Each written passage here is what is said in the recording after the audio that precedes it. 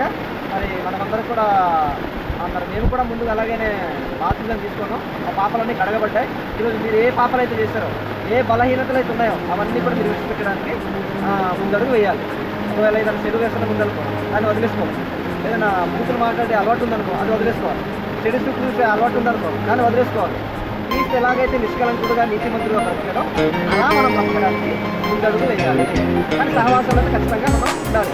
మీకు ఎవరైనా డబ్బులు ఇస్తాము బాధ్యత తీసుకున్నారు లేదు కదా, అయితే మీరు అందరూ వేసుకుని డబ్బు కూడా అంగీకరిస్తారు కదా, అంగీకరిస్తారు కదా, అంగీకరిస్తారు కాబట్టి ఆయన విమోచకుడు ఆ పాపాన్ని రక్షించగలిగే శక్తిమంతుడని మనం విశ్వసించారు. కాబట్టి మరి ఆయన ఎలాగైతే సమాధి చేయబడ్డాడో ఈ పాత జీవితాన్ని మీ రోత జీవితాన్ని ఇప్పుడు ఇది బాప్తిజం ద్వారా మీరు ఇప్పుడు విడిచిపెడుతున్నారు అనమాట. అర్థమైందా?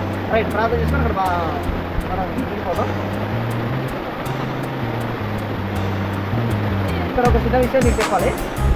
యేసుక్రీస్తు మరి దేవుని కుమారుడు అని మీరు విశ్వసిస్తున్నారు కదా. ఇంకా నేను పిలిచి సందర్భం చూపించాను అప్పుడు నేను సాక్షాత్ దేవుని కుమారుడునే అని నమ్మాడు ఆయన. మీరు కూడా ఇలా నమ్మించారు కదా. మీరు యేసుక్రీస్తు దేవుని మీరేసి ఈ లోకంలో నా కోసం వాయిసం హాసేసి మీరు విశ్వసించారు కదా. Very good, okay. అయితే విశ్వసిస్తున్న మీరు మరి యేసుక్రీస్తుగానే నమ్మాలి. ఆయన ఎవరు? దేవుని కుమారుడు. మరి పరిశుద్ధాత్మ అంటే ఆయనకు ఆత్మ, యెహోవా దేవుని ఆత్మ అనమాట. అదే తండ్రిగానే విశ్వసించాలి, కుమారుడుగానే విశ్వసించాలి, ఆత్మగానే విశ్వసించాలి. ముగ్గురు వేరు వేరు మీరు విశ్వసించాలి. అయితే మనకు మత్తయి సువార్త 28 చెప్తారు, తండ్రి యొక్కయు కుమారుని యొక్కయు పరిశుద్ధాత్మ నామములో బాప్తిసం పొందని అన్నాడు. కాబట్టి ముగ్గురు కూడా మనకు అవసరమే. కాబట్టి మరి నీతి మూలంగా ఆత్మ మూలంగా పంచభూతాల సాక్షిగా మరి మాకు ఇవన్నీ సాక్ష్యంగా ఉన్నాయంటే మీరు బాప్తిసం తీసుకున్నారు దేవుని ఎదుట పిల్లలు అవ్వడానికి. ఇకపోయినా సంఘం నుండి మీరు అడ్డు కట్టుకుని ఉండాలి.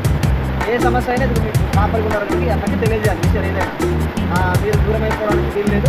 దేవుని పిల్లలతో సహవాసం కలిగి మనం ఉండాలి. ఏదైనా సమస్య ఉంటే పంచుకోవాలి. ఓకేనా? కాబట్టి ఒక ప్రార్థన చేస్తాను.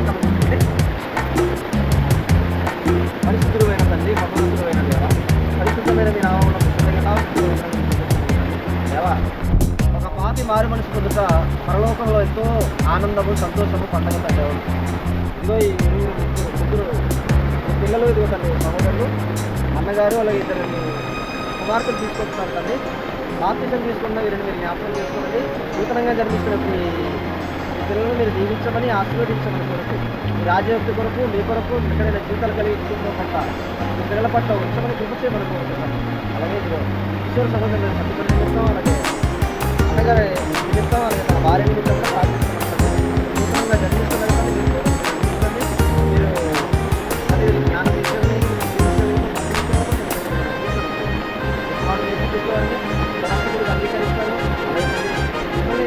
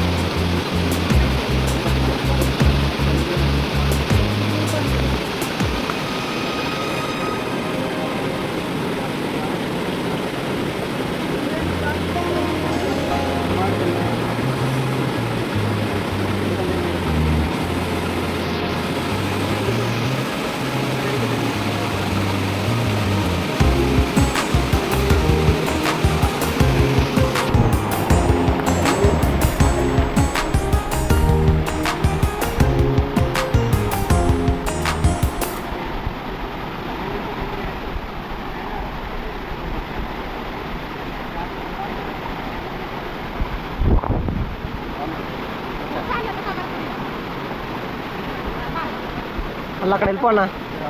అన్నా అన్నా సొక్క మార్చి ముంబాల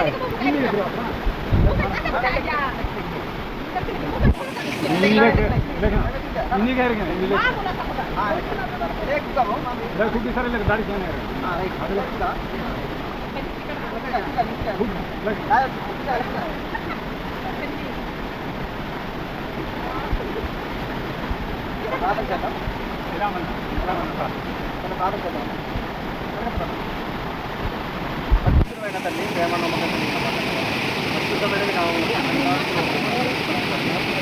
కుమారుడు ఇదిగో తల్లి బాప్తిస్మం ద్వారా నూతనంగా జన్మిస్తున్నాను మన కుటుంబాన్ని ఇదిగో తల్లి ఉన్నతంగా రక్షణలో నడిపించగలుగుతున్నాను బిడ్డను తాను చేసిన పాపాలను విడిచిపెట్టి ఇదిగో తల్లి కుమారుడు నేర్చుకోవాలని రక్షకుడిగా అంగీకరించింది తల్లి బిడ్డను మీరు జ్ఞాపకం చేసుకోనండి దీవించండి తన కుటుంబంతో ఇదిగో తల్లి సమాధానం కలిగి తన భర్త పట్ల విధేయత కలిగి తండ్రి అతి ముఖ్యంగా సంఘంలో నీ కుమారుడు యేసుక్రీస్తు విధేయత కలిగి మీ వాక్య ప్రకారంగా బ్రతకగలిగే కృపను దయచేయండి తండ్రి మీ యందు భయము భక్తి కలిగి జీవించగలిగే కృపను అనుగ్రహించండి నూతనంగా జన్మించిన బిడ్డ పట్ల మీరు ఆనందిస్తున్నాను విశ్వసిస్తున్నాము తండ్రి ఈ బిడ్డను అలాగే తన భర్తను కూడా మీరు జ్ఞాపకం చేసుకున్నాం తండ్రి నూతనంగా జన్మించిన సహోదరిని మీ ఆత్మ నడిపింపుతో ఇంక ఉన్నతంగా మీలో వర్ధిల్లగలుగుతూ కృపను అనుగ్రహిస్తారని కోరుతూ మా ప్రభువును రక్షకుడైనటువంటి క్రీస్తు వారి పరిశుద్ధమైన నామంలో ప్రార్థించే వినయంతో అడిగి వేడుకొని ఉన్నాము మా కన్న తండ్రి ఆమేన్.